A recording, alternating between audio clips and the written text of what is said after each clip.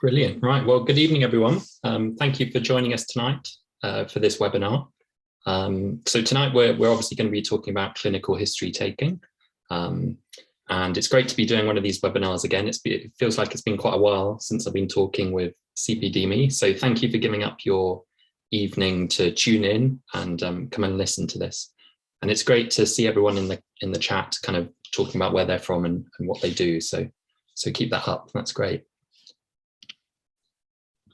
So obviously, my name's Chris. I'm a GP trainee in the north of England. And if you've seen any of my talks before, you'll know that Maggie, the dog, always makes an appearance. So this is Maggie, my dog, enjoying a rather sunny day on the beach. And I'm on LinkedIn. So if anyone's interested in clinical education, I'm always interested to talk to people that are interested in education. So feel free to add me on LinkedIn. And there's a link there to my profile. So tonight's session, when I was thinking about this session, I've decided that kind of to pitch this as an introduction to history taking, to clinical history taking. So really, it's mostly aimed at people that are newer to taking medical and clinical histories. So if you're an old hand at taking histories, then some of this is going to be relatively basic for you. So I'm going to say this at the beginning of the webinar so that no one is disappointed at the level at which this is pitched. So this is very much an introductory session to history taking. So we'll cover the structure of the medical history, and we'll chat about some communication skills and some top tips as well. So that's the plan for this evening, and we'll see how we get on. So to start off with, you may well have heard this quote in some form or another. So listen to your patient, he is telling you the diagnosis. I'm sure some of you will have come across this quote in some form or another. And this is a version of a quote by Sir William Osler, who was a Canadian physician, and he's kind of thought of as the father of modern medicine and medical education. And there are lots of Osler-isms, which are his famous quotations that you'll hear people using in clinical practice and in medical education. And there's a bit of a cult following of this chap, and there's an Osler club. So if you want to learn a bit more about him, you can Google him. And he had many kind of pearls of wisdom to talk about when it came to clinical medicine. And this is one of them, which is basically telling us that the majority of the diagnostic process comes from the medical history. So rather than the physical examination or investigations, etc., the history can give us the most information about the potential diagnosis. Although when I was looking up William Osler for this webinar, and I thought, shall I put in another inspirational quote? I came across this great quote from him, which says, "One finger in the throat and one in the rectum makes a good diagnostician." So you can make of that what you will, but that gives you an idea of what practicing medicine was like in the early 1900s. So thankfully, times have moved on. So on a slightly more serious note, it is often quoted that a careful history will lead to the correct diagnosis 80 or 90% of the time. And certainly when I went to medical school, there were certain things that we were just told, certain kind of aphorisms that were just true. And the fact that the history makes up 80% of the diagnosis was always kind of drilled into us. And it's quite interesting to kind of find out where this quote comes from. And there have been a couple of studies looking at the role of the history in diagnosis. So there's a really interesting study here where they kind of asked physicians in a medical outpatient clinic to come up with a diagnosis just from reading the referral letter and taking a history from the patient. And then the physician had to write down the diagnosis. And then the patient went through the process. They were seen in clinic, they were examined, they had tests and investigations. And it was found that, the physicians in clinic could reach the correct diagnosis about 80% of the time just by taking a history from the patient. So that's the evidence behind this often quoted statistic. And it is worth saying that history and physical examination are interrelated, aren't they? So you start your physical examination from, the moment the patient walks into the room, or you walk into their room or where they are. But for this session, we're just going to be talking about history. So when we're thinking about history taking, there's a bit of a tension here, isn't there? There's kind of what do you ask? So what questions do you ask? And you need some medical knowledge in order to know which questions to ask. And that comes through, study, experience, etc. But then there's how do you ask those questions? So your communication skills. And I've created this fancy diagram on PowerPoint, which it took me quite a while actually, but basically there's a bit of a tension here. So when you first start off taking medical histories, you might struggle because you perhaps don't have the medical knowledge, but you may well have better communication skills than some other people starting out. So there is a bit of a tension here, and you need to focus on both of these areas. So as well as just learning what questions to ask, you need to learn how to ask them and to think about your communication skills. So we'll talk a bit about communication skills in a minute. So the structure of the medical history, the broad structure, I'm sure most people are familiar with this if you've spent any time in the clinical environment, reading patient records, or even if you're starting off taking history. So this is the basic structure, isn't it? And this is what we're taught at medical school, and this is how we kind of learn to take a history. And there will be slight variations depending on the setting in which you're working. Some people use slightly different kind of acronyms, but this is the broad structure, isn't it? So we start off with the presenting complaint, moving on through the history, presenting complaint, medical history, drug history, family history, social history, etc. So depending on the circumstance, the relative importance of each part of the history will be different, won't it? So for example, the family history might not be very relevant in the acute setting. So if someone's, I don't know, had a fall or has a suspected traumatic injury, we're perhaps less interested in their family history in the acute setting.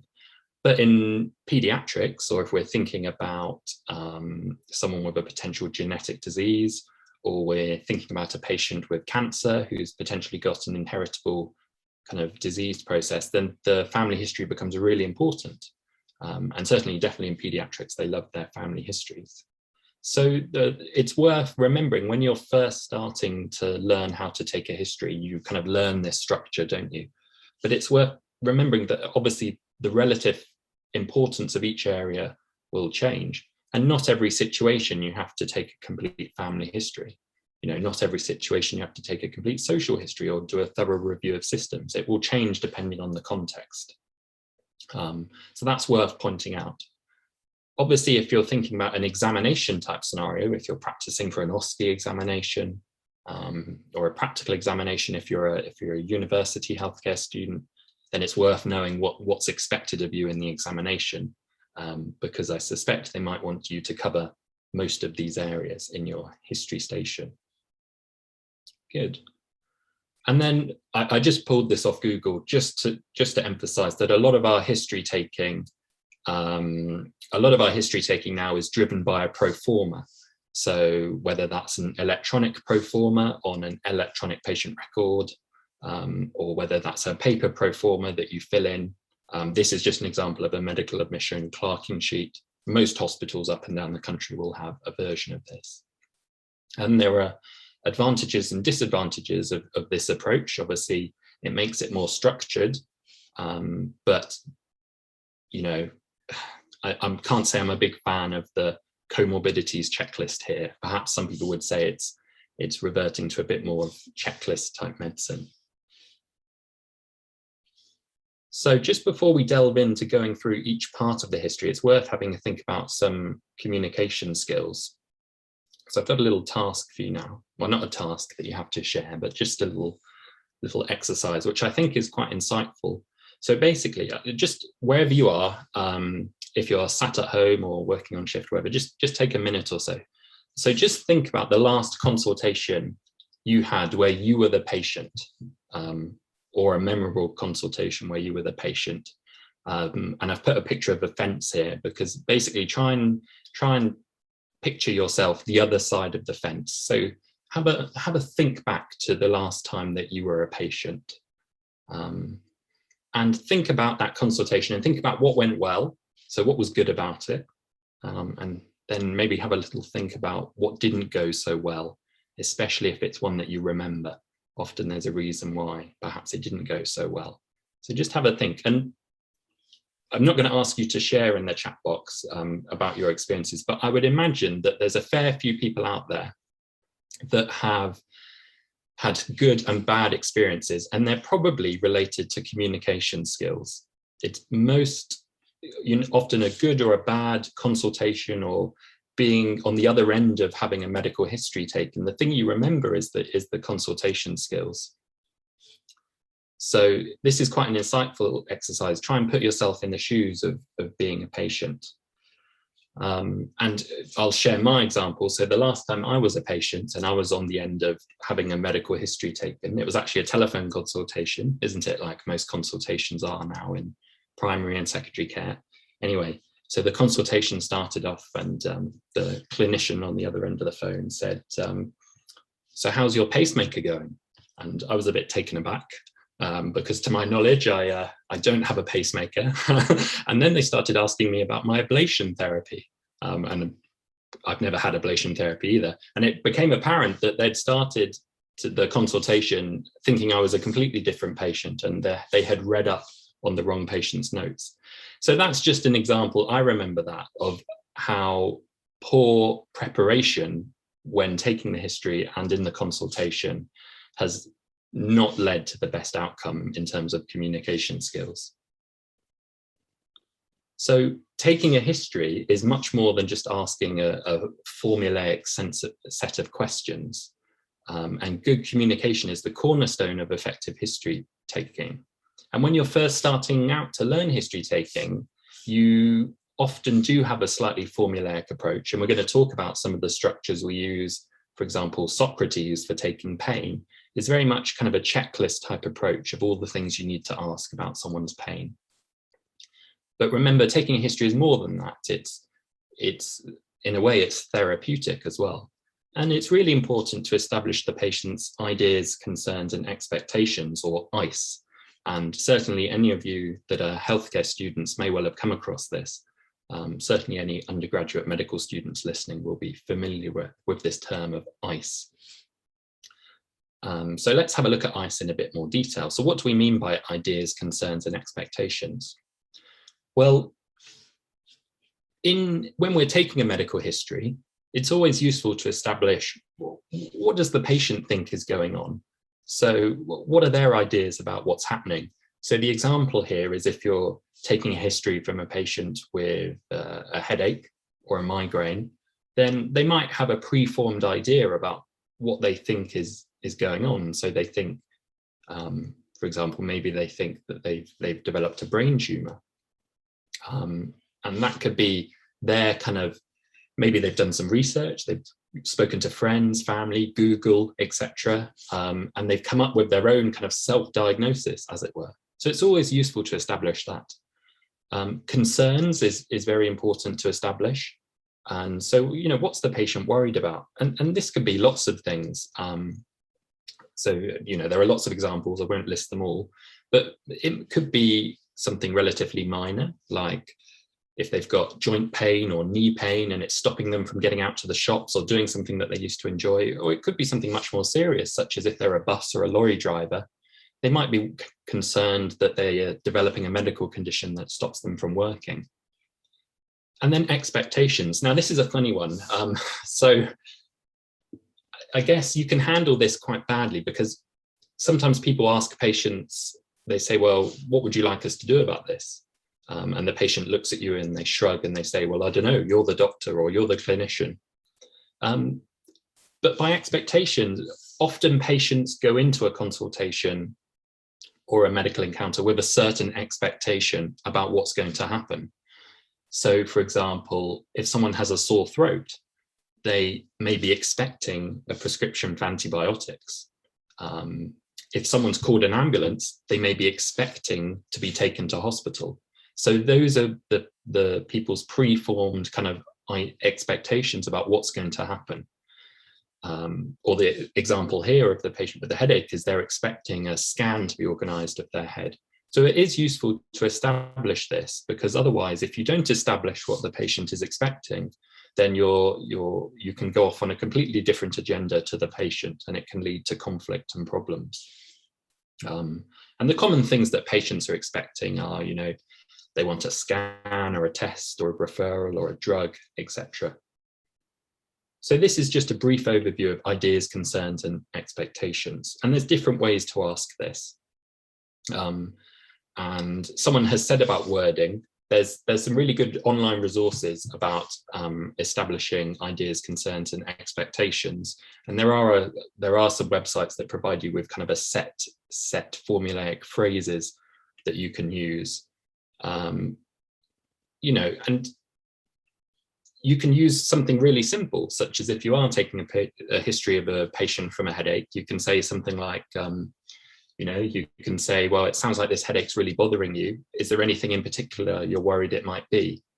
So that's a really nice open question where you can establish someone's ideas and concerns, and display a bit of empathy as well. However, you need to be cautious. I've already talked about in this talk already some of the dangers of having a rigid or formulaic approach. And patients are catching on to this. And there's a new verb or a new word, which is to be iced, which is, just basically a way of when patients feel as if they've just been asked a set of rigid or formulaic questions. So there's a really interesting article, this was in the Irish Times, I think, about a patient's experience of having these questions being asked to them. And there's an excellent BMJ article called I Never Asked to Be Iced. And there's a podcast as well. It's about 15, 20 minutes. So you can just Google that. But there's a really interesting patient perspective on having these questions asked to them. And basically the take-home message is that an acronym can't build rapport, and that the way you ask these needs to be tailored to the situation or the consultation. So hopefully that's helpful. But perhaps once again, establishing ideas, concerns, and expectations, this is very much, certainly I'm a GP trainee, this is very much the domain of primary care, also secondary care as well. But remember that its relative importance is going to change depending on the situation. So in an acute life-threatening situation where you have to act rapidly in order to assess and treat your patient, perhaps establishing ideas, concerns, and expectations is less important in that situation. Fine. Good. So we've talked a bit about communication skills. We've talked a bit about ICE. So I was going to spend longer talking about communication skills, but I've decided not to. Instead, I've just got 5 top tips. So the next time you're taking a medical history or you're undertaking a consultation, these are my top 5 tips, just based on the things that I've found useful when I've been learning to kind of develop my communication skills. So the first is adequate preparation, simple things, privacy, drawing the curtains round, turning off your mobile phone, making sure you're not going to be interrupted, making sure you're not distracted by the computer, etc.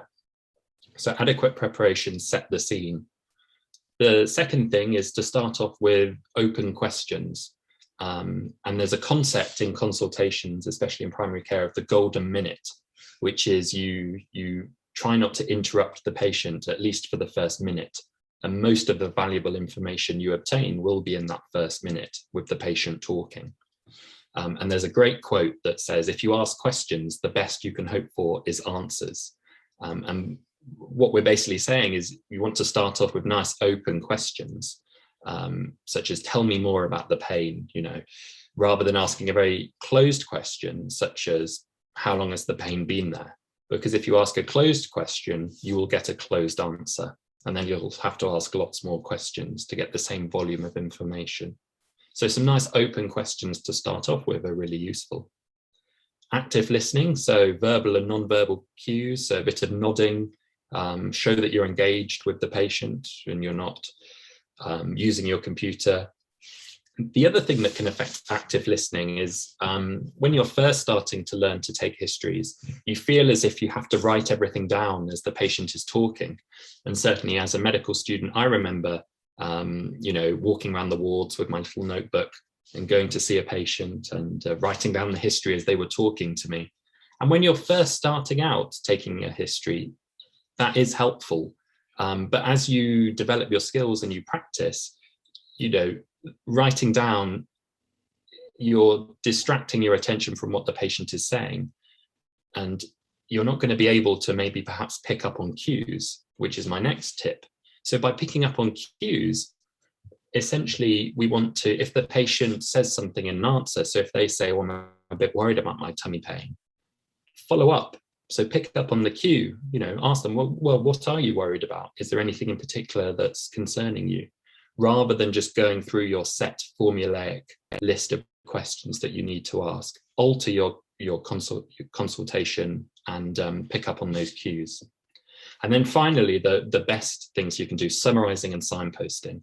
So if you get a bit stuck when taking a medical history, the best thing to do is to summarize back to the patient what they've told you. So this is great for two reasons. The first thing is it gives you some thinking time, doesn't it? So you can go over in your head about what the patient's told you. And the second thing is that by summarizing, you can check understanding with the patient. So summarizing is really good. And then signposting is where you signpost the patient through the consultation. So for example, if they've been telling you about their abdominal pain, and they've told you quite a bit about it, but you want to ask some more specific questions, you can signpost them. So you can say something like, you've told me quite a lot about your tummy pain. I'm now going to ask you some more specific questions about it. So the patient knows exactly what's coming next. And signposting is especially good if you're asking any sensitive questions. So for example, alcohol, drugs, or a sexual history, anything like that, it's definitely worth signposting and warning the patient about what's coming up. So these are some top tips for communication skills. So let's go through the structure of the medical history, which is, I guess, the main part of this session. So we're starting off with the presenting complaint. It's basically, why is the patient here, isn't it? So you can use the patient's own words. It's your kind of opening question. And complex patients may have several presenting complaints. And this is where it starts to get a bit tricky, doesn't it? So they may have 2 or 3.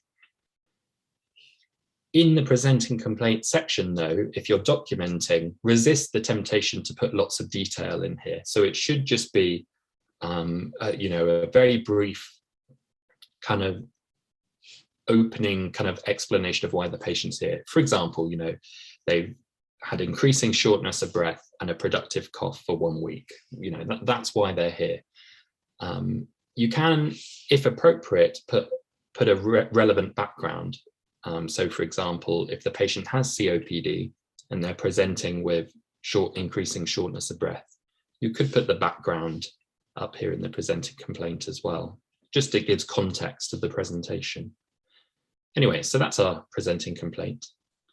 Our history of presenting complaint, well, this is the real this is the detail of the medical history, isn't it? This is the proper, the nitty gritty, as it were. So this is where we need to explore the presenting complaints in more detail.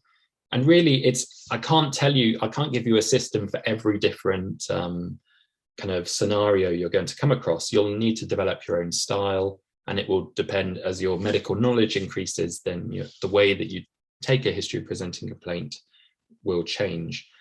And obviously, it's very much context or symptom dependent, isn't it? So if a patient's presenting with chest pain, then that's going to be, you're going to ask completely different questions to a patient that's presented with a first seizure or who's presenting with a headache, etc. So in your history of presenting complaint, you just want to explore the presenting complaint, as we've said. Open questions to start off with. So can you tell me more about the pain? As a question is going to give you a lot more information than just asking them, how long have you had the pain for? in your history of presenting complaint, it might be helpful to use a framework, especially if you are newer to history taking. And I'm sure probably most people listening to this have heard of Socrates for pain. So this is just an example of a framework that helps you remember all of the things that you need to cover. Now, you don't necessarily, let's have a look at Socrates in a bit more detail. I've even put a photo of Socrates. I think he was a Greek philosopher, but that's about the limit of my Greek knowledge. So, if someone's presenting with pain, these are the basic things we need to ask. Where is it? Onset, character, radiation, associated features. Have they got nausea, vomiting, diarrhea, photophobia, etc.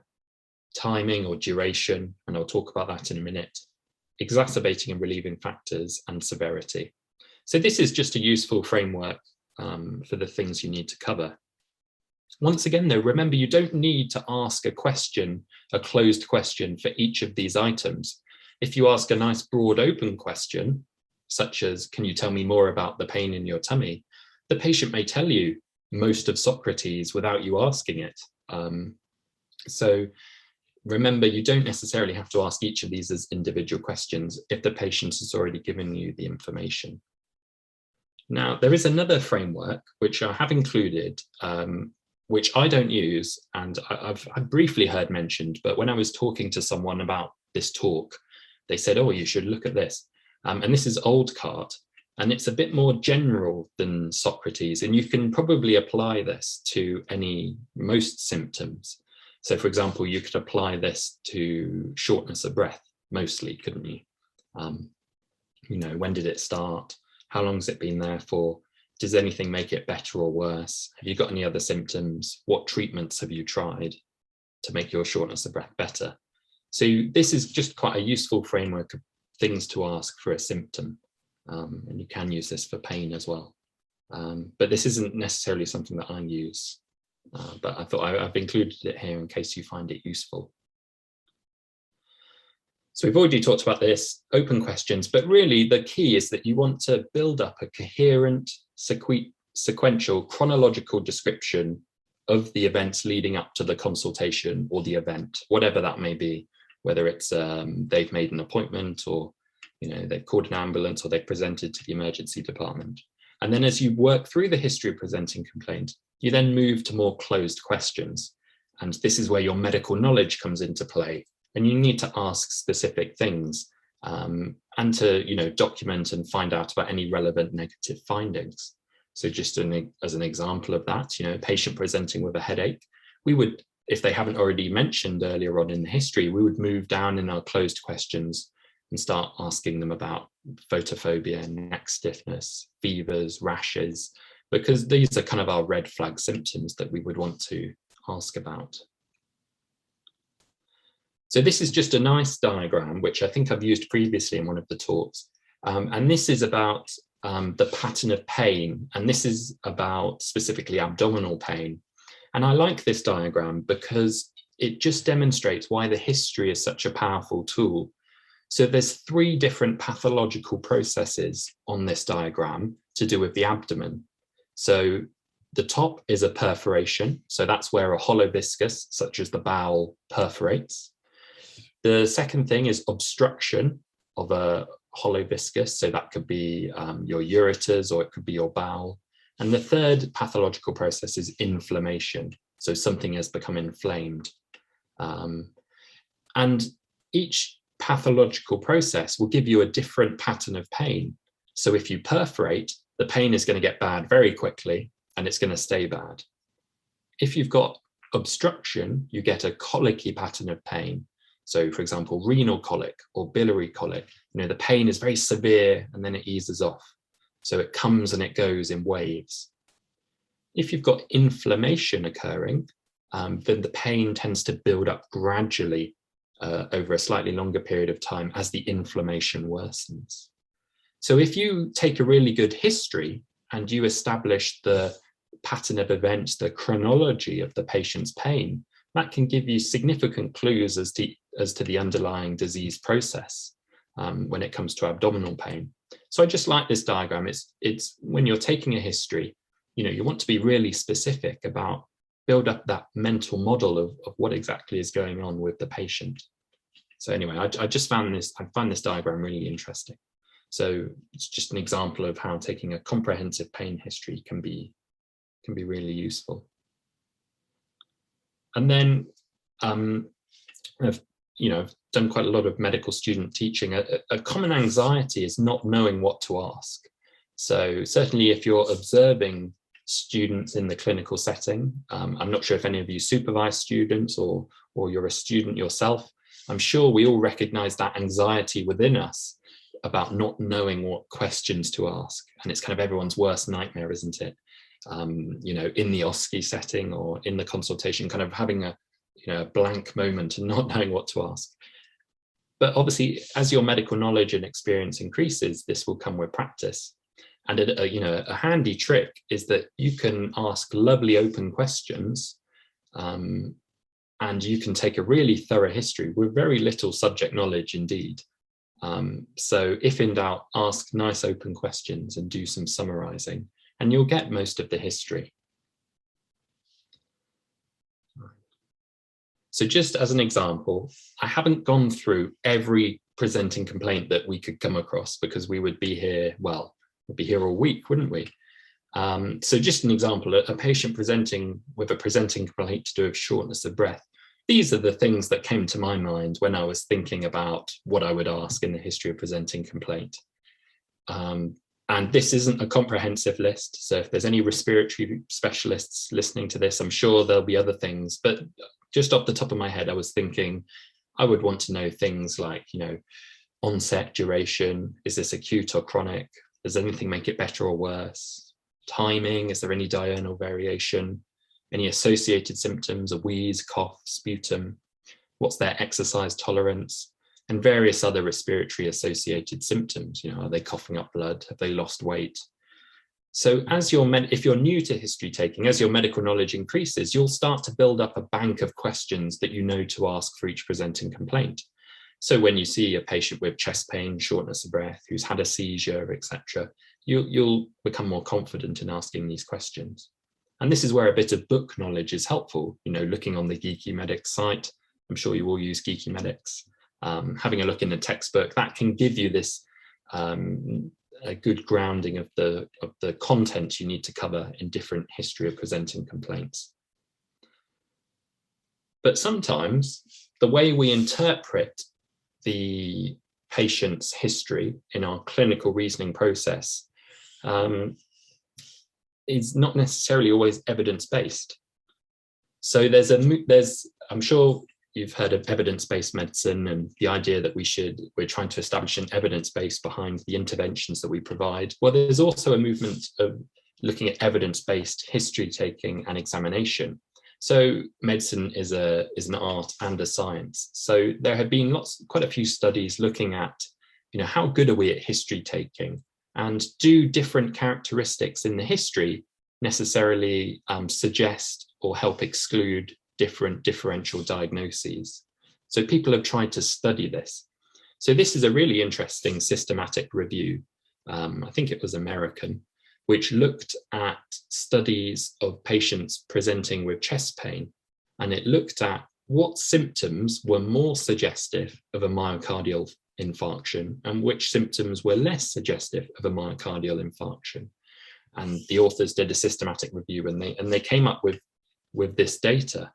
And they expressed it in terms of likelihood ratios.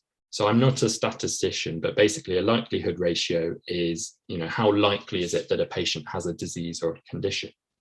And so the things in red increase the likelihood that the patient is having an acute myocardial infarction. And there are some things on this list that will be familiar to us. So nausea and vomiting, diaphoresis, described as pressure. So those are all things that we associate with cardiac chest pain. But what's really interesting is that when we ask about cardiac chest pain, we're always worried about pain that radiates to the left arm. And in fact, patients are worried about this as well, because it's made its way into the general public's knowledge that pain that radiates to the left arm is bad. But actually, in this systematic review, the authors found that pain that radiates to both arms or shoulders, or pain that radiates to the right arm or shoulder, had a greater likelihood ratio to be associated with acute myocardial infarction than pain that radiated to the left arm, which goes against everything that I was ever taught at medical school.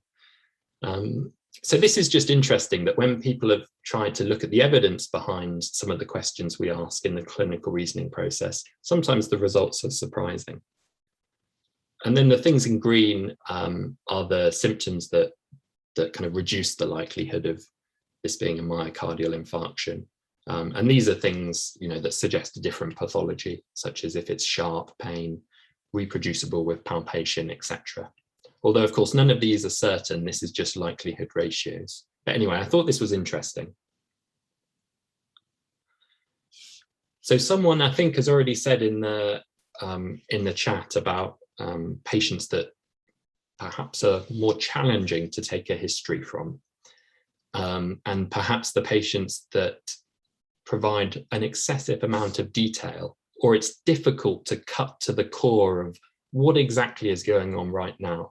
So a really good tip is, if you are faced with that situation, the history it's just ballooning and the patient is talking about lots of things and they don't really seem to be related, is to always establish, why is the patient presenting today? Why did they book an appointment? Why did they turn up to the emergency department and wait 7 hours?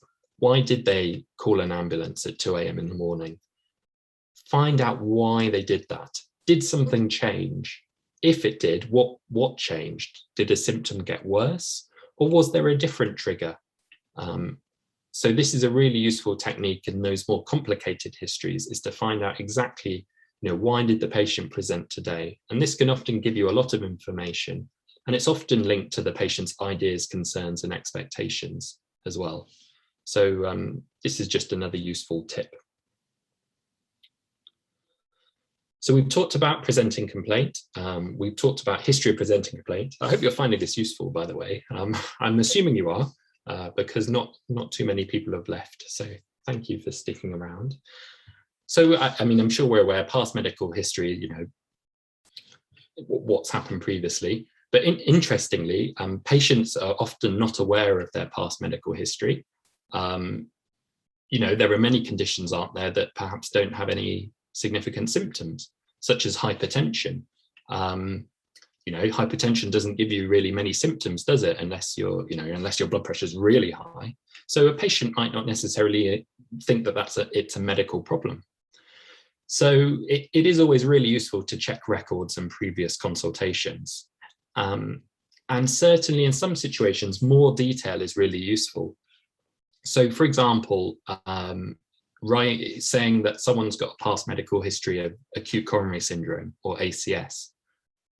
I mean, that's not that useful, is it? I mean, it's a bit useful, but it's not very useful. It's much more useful to say, this patient had a STEMI in 2019.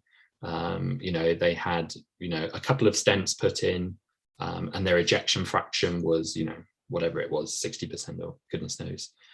So sometimes it's much more useful to put a bit more detail in, especially if their past medical history is related to the presenting complaint. So another example, you could just write COPD, but COPD is such a wide spectrum of disease. So it might be more useful to say, this patient's got COPD, they're on long-term oxygen therapy, they've had 3 exacerbations this year, one of which they required admission to high dependency. That gives you a lot more information about that patient's past medical history than just saying COPD. So that's another little trick that's quite useful. Good, so that's past medical history. Obviously, past surgical history is really important. Anyone with abdominal pain or with a surgical pathology, that's always useful. Someone said about psychiatric history. Yes, I haven't talked about psychiatric history in this, but yeah, that's definitely a good one. So yeah, thank you for pointing that out. And then we've talked about, in our structure, moving on to the drug history. Now, the drug history is often available, isn't it? I mean, if you're working in in a kind of a primary or secondary care setting, there might be electronic records. If you're visiting a patient in their own home, there might be a prescription lying about. So often there may be a source of information. But it's really important to remember that patients can buy medications over the counter. So you can buy some quite strong stuff over the counter. You can also buy medication online from internet pharmacies, who will even do a prescription for you. So you can buy almost anything online, which is slightly dubious in my opinion. There's also herbal remedies, there's recreational drugs. So it is worth asking the patient about whether they're taking anything else. And this is important because some drugs that you can buy are really quite harmful. So for example, ibuprofen can be quite a harmful drug in the context of your kidneys, in the context of your stomach. So it is worth asking if patients are taking any kind of medications that they can buy or purchase over the counter. But then the real thing is, are they actually taking their medication? So you might have a lovely kind of drug history on the computer system or from the medical record that says the patient's on amlodipine, frusemide, etc. But when you ask the patient, they kind of look at you and they say, oh no, I stopped that 2 months ago because my legs were swollen, or I was having to pee 3 times a night. So it is worth asking, whether they're actually taking the medication. And I think it's useful to establish whether there's been any recent changes in medication. And if there are, you can think about, have these changes in medication, contributed to the symptoms? The classic example is ACE inhibitors or ramipril. One of the main side effects is it causes a cough.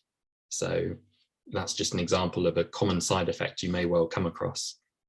So this is our drug history anyway. And then I enjoyed finding a meme for this, and I'm sure everyone that works in healthcare will be able to relate to this, which is the patient that tells you that they don't have any past medical history or they don't have any medical conditions. And then they pull out a prescription list that's kind of as long as your arm. And this is incredibly common, isn't it? And the reason for this is that patients don't always, maybe they don't understand, or maybe they just don't think there's much wrong with them. So the classic example, hypertension doesn't cause many symptoms. So patients don't perceive it to be a medical problem. So I'm sure most of us can relate to this. So quite an interesting exercise. If you're if you've got access to a patient's medication list, you can almost work out what medical history they've got from their medication list. And personally, I think this is a great exercise for any students listening. If you're new to if you're a healthcare student and you're kind of new to working in the clinical setting, a great exercise is to look at a patient's list of medications or the tablets they've got in their bedroom and try and think, what medical conditions do you think this patient's got? I used to do this as a medical student. It was really interesting. So have a look at these 3 examples and just spend 30 seconds or so having a think about what medical conditions you think each of these patients have got. And you can write down your answers at home if you want, if you're feeling very prepared and you've got a pen and a paper, or you can just think about them, or you can put them in the chat. I'll just give you 30 seconds or so to think about that.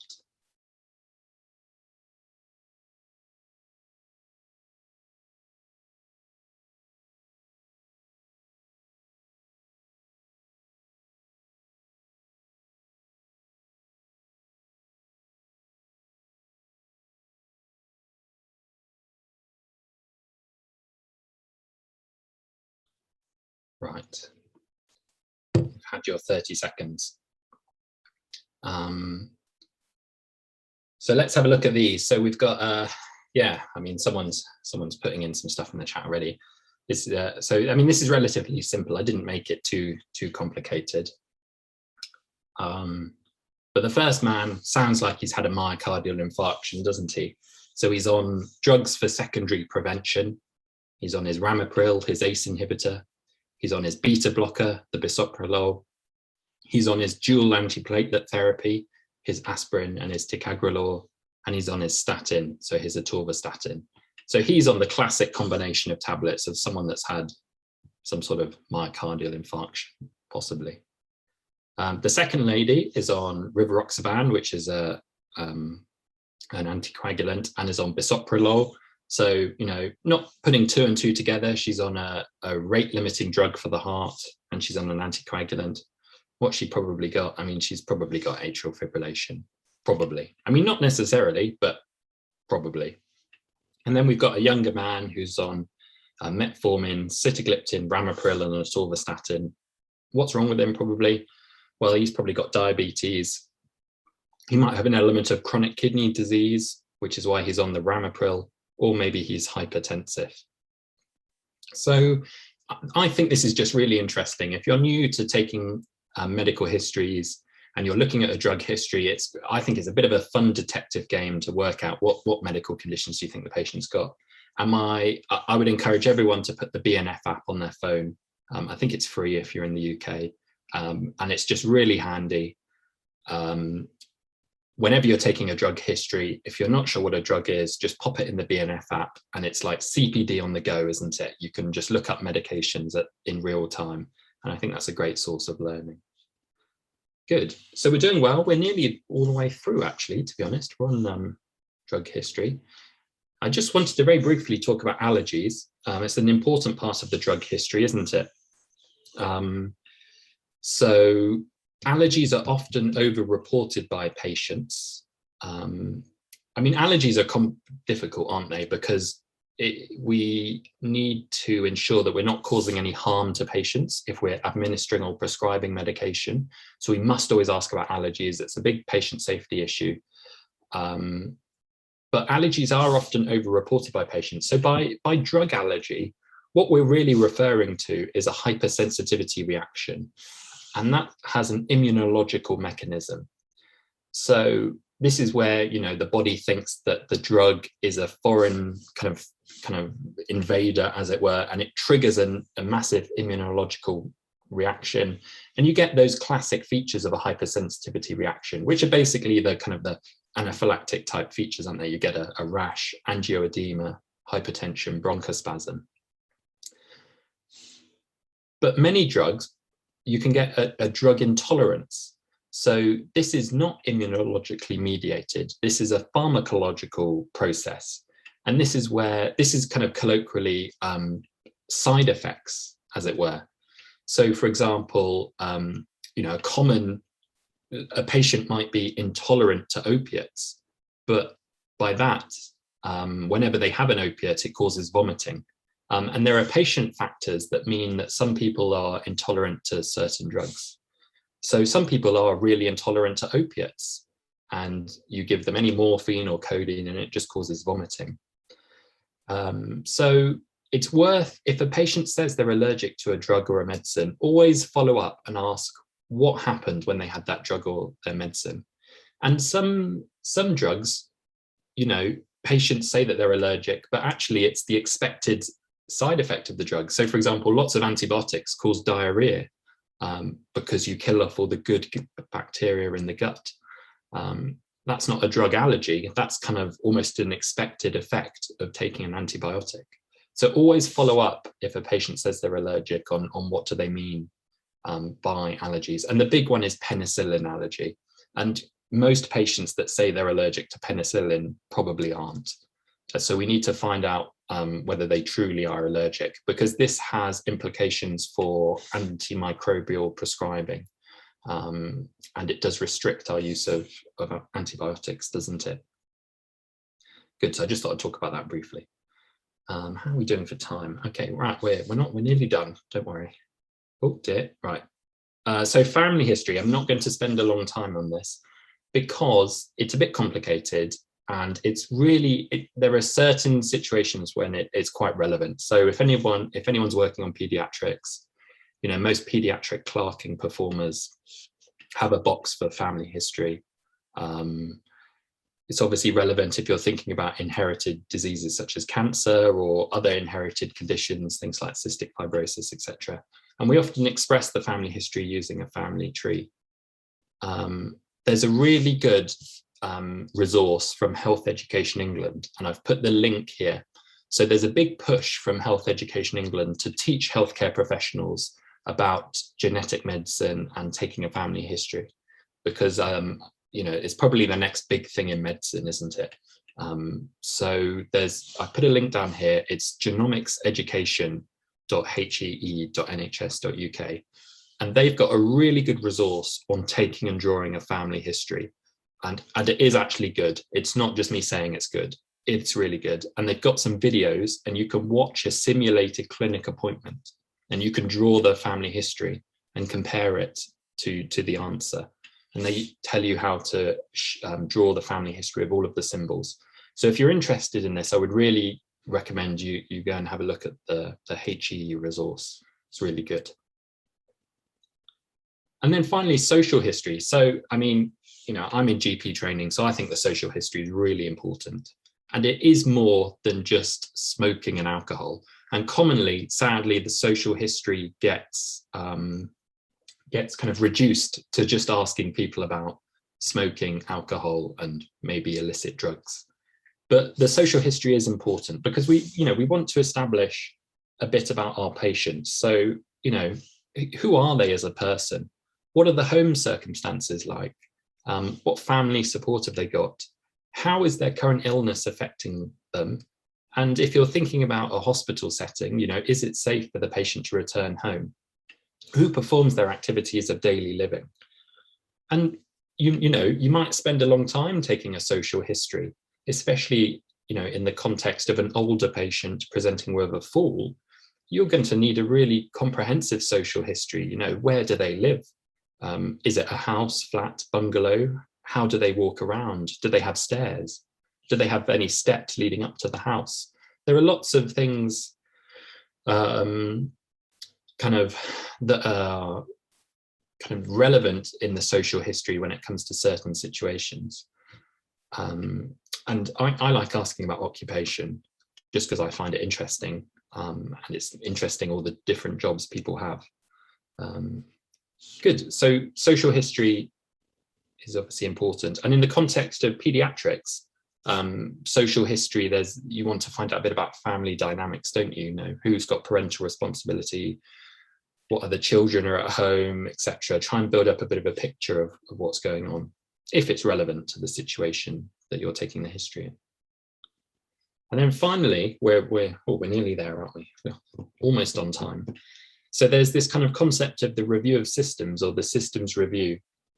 And I like this term. It's kind of an inventory of body systems. Now, it's not always appropriate and it's not always required. And there isn't really a set list of questions, although if you Google how to do a systems review or review of systems, you will get lots of different versions of how to do this. And I've put a link to the Geeky Medics guide because I think that's quite good. It's got quite a concise list of questions you can ask. So, how much value does this add? Well, it can add a lot of value if the patient isn't, perhaps forthcoming with the thing that's really bothering them.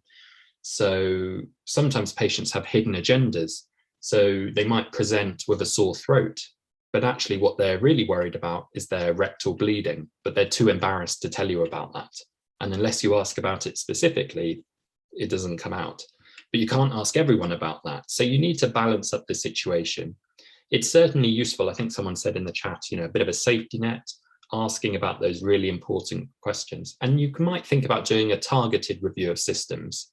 So for example, if someone's got ischemic heart disease, or they've had a previous myocardial infarction, then, it would be relevant to ask them, whether they've had any cardiac symptoms, chest pain, shortness of breath, etc. Because they're obviously at increased risk of developing those symptoms. Good. So that's our review of symptoms. So I haven't put a whole list of questions on the slide because it would just be lots of text and it wouldn't be very interesting. But I do recommend the Geeky Medics guide. They do have quite a nice guide to doing a systems review. And then for those of you that are interested in consultation models, if anyone's interested in this, you might not be, or if any of you are healthcare students, you may come across this in your OSCEs. So this is the kind of the Calgary-Cambridge consultation model.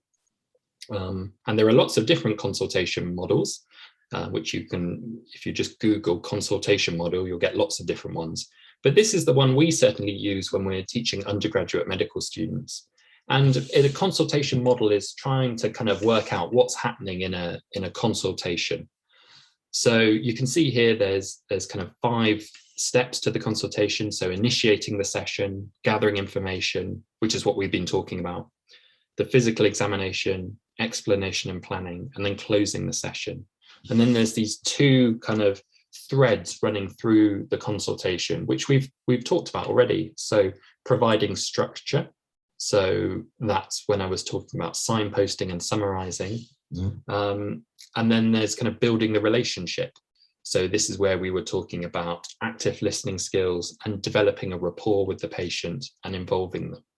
So certainly if any of you are moving into a primary care type setting, you will come across these consultation models. And this is the Calgary-Cambridge model, which is just interesting in trying to think theoretically about how a consultation occurs. So you can Google that if you're interested in more of that. And there are lots of others. Good, yeah, someone said about safety netting. Good, very important. So we've been going, so time is basically up. But like I said at the beginning, when I was writing this session, I was thinking about people that are new to taking a history. So if you are listening to this and you're new to taking a medical history, I hope you found it really useful. We've talked about some communication skills. We've talked about the structure of the medical history, and I've popped in some top tips. So for those of you that are new and that are learning, there is, my thoughts are knowing what information is important is useful. So this is where your medical knowledge comes in. So it's you can take a history of someone presenting with chest pain without much knowledge. You can use nice open questions, but really you need that theoretical underpinning to take a good history. You need to know the differential diagnoses you're worried about. You need to know the features of those diagnoses, the signs and symptoms that suggest it's perhaps one diagnosis over the other. And this comes from a combination of practical experience and reading, theoretical knowledge, reading the textbook, listening to lectures, etc. It's always useful to understand the rationale behind asking each question. So certainly as a junior medical student, we used to just ask every question in the hope that some of the questions were the right questions to be asking. And junior healthcare students tend to take really long histories. It can go on for half an hour. Whereas when you're, if you're an A&E consultant, you can probably ask 3 questions and work out what's going on, because you've got all those years of experience and knowledge behind you. It's normal to be slow to start with, a bit like driving, which is why I've put the L plates in. But it gets much easier with practice. And I would say, as my kind of final thought, that the best way to learn history taking is in the clinical environment, isn't it? So you can do lots of reading. You can read every question, what to ask in a pediatric history, or you can read about every question of what to ask in a patient presenting with shortness of breath. But really, deliberate practice in the clinical environment with someone watching you or providing feedback is the best way to learn this. So there's no real substitute for clinical exposure, in my opinion. Good. So anyway, so I hope that was useful, and I hope it was pitched at the right level. Thank you for listening. And if anyone's got any questions, you can email me. I don't mind. Or you can add me on LinkedIn and we can talk about things related to education, as it's my interest. But once again, thank you for listening. I really hope you found it useful, and I hope it was pitched at the right level. And even if you're an old hand at taking histories, which I'm sure some of you are, hopefully it has entertained you for the evening. So yeah, thank you very much. Over to you, Dawn. Hi, I'm Stephanie from CPD Me, and welcome to our webinars. Taking part in our great CPD webinars is an excellent way to learn new skills and knowledge in an informal way, either whilst at work, relaxing at home, or maybe enjoying some downtime in the park. Our webinars are designed to support our learning community, to work and learn in a relaxed and informal environment. And the great thing is, if you're a member of CPD.me, you can replay and watch these back whenever you like. Registering for a webinar allows you to attend the live event and interact with other viewers online, sharing both learning and links. Don't worry if you can't make the live broadcast because you're running out of time or get a late job. Simply register and we'll email you a fully edited copy of the broadcast the following day. Members of CPD.me receive a free CPD certificate for watching both live broadcasts as well as watching previous webinars. Premium members also have access to a personal CPD dashboard that contains priority booking for all our live webinars, plus over 500 CPD webinars and seminars on demand to watch whenever you choose, with automated CPD certificates. You can always purchase a CPD certificate if you're not a member, but it is more beneficial for you to join CPD.me and take advantage of all the benefits. One great feature of membership is that you won't have to pay for every certificate, and we will automatically add a copy into a professionally formatted CPD portfolio, accessible via your CPD dashboard for all our mobile apps.